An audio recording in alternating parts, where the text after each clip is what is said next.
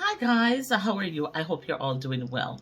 This video is just to let you know that crazy things are happening. Absolute crazy things are happening.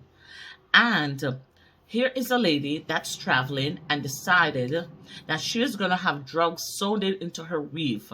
Well, she wasn't very lucky. They caught her at the airport, ripped the wig off, and took the drugs. Now her life is in danger. Because what? People want their drugs and she's going to prison. This is horrific. Be careful what you take for people. Don't let them con you into doing things. Make your own decision.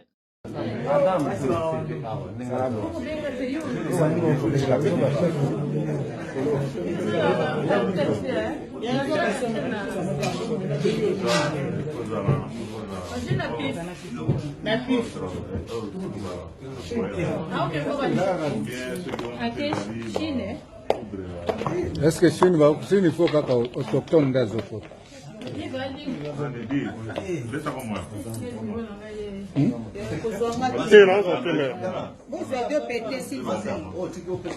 Ouais, c'est bon. Voilà un peu. Lavez l'oiseau là. Il y en a eu qui ont vertige. La drogue.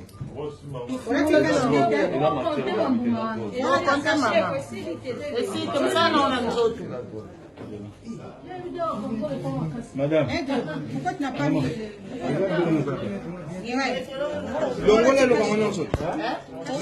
Longola kama. Yango que na zona na